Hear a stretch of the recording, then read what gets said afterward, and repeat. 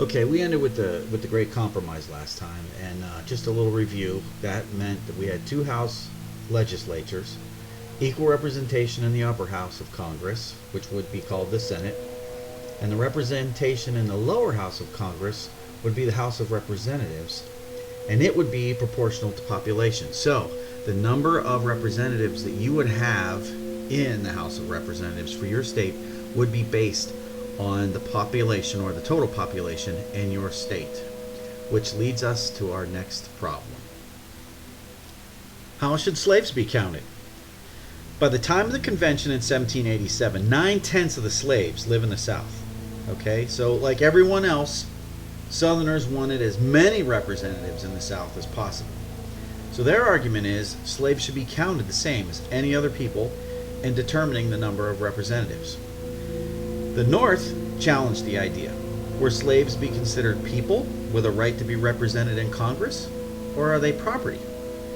Blacks are property and are used to the southward as horses and cattle to the northward, argued Elbridge Gerry of Massachusetts. We've heard from him before. Most northern delegates want this.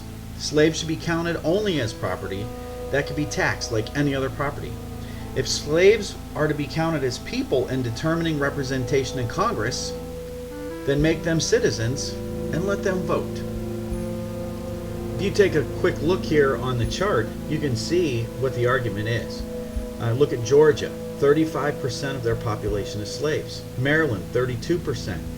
North Carolina, 26%. Look at South Carolina, 42%, which means on the total population they have 247,000 people. But if you add the slave population, that's another 104,000 people. That's a lot more representatives.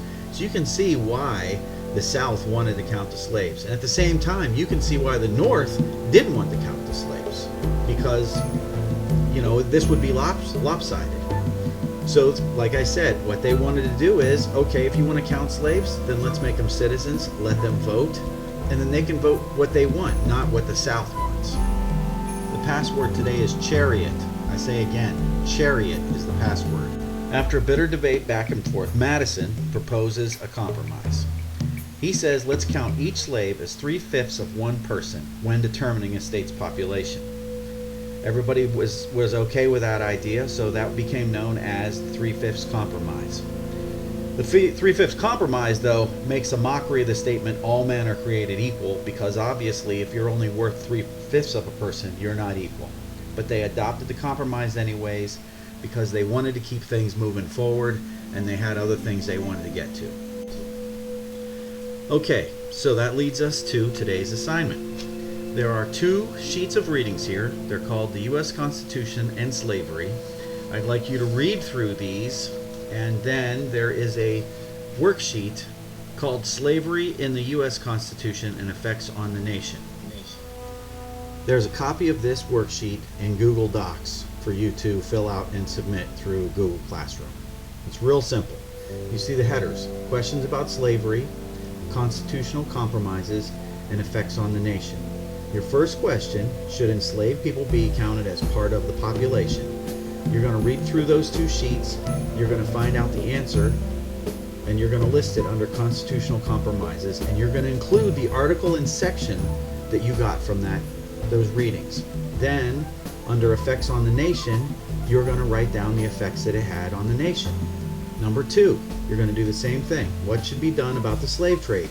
You're going to find out what they compromised, where in the article and what the section is, and then you're going to write the effects on the nation. You're going to do the same thing with the third one. Do states have a responsibility to return to escaped slaves? Constitutional compromise, include the article in the section, effects on the nation. And like always, I will read the U.S. Constitution and Slavery, side A and B, in their entirety for those of you who struggle with reading. But like always, I ask, please follow along as best you can, because I want you to improve your reading. Alrighty, have a good day. The U.S. Constitution and Slavery. One of the most contentious topics discussed at the Constitutional Convention was slavery. Southern delegates supported the slave trade because their state economies relied on slave labor. Many of the delegates personally owned slaves, including George Washington and James Madison. However, not everyone approved of slavery. For instance, Pennsylvania delegate Gouverneur Morris called slavery a nefarious institution. The delegates of the Constitutional Convention debated three essential questions regarding slavery. Number one, should enslaved people be counted as part of the population? Under the proposed Republican government set up by the Constitution, state population determined the number of representatives a state would have in the House of Representatives and in the Electoral College. Population also determined how much money states would pay in taxes. States with larger populations would have more representatives in Congress, more influence to select the president, and would pay more in taxes. Southern states wanted slaves to be counted as part of their population, even though slaves were not considered citizens and had few rights. Northern states objected. They felt that this would give Southern states too much power. The delegates came up with the 3/5 Compromise. Article 1, Section 2 of the Constitution says that when calculating a state's population, 3 out of every 5 slaves would be counted as people.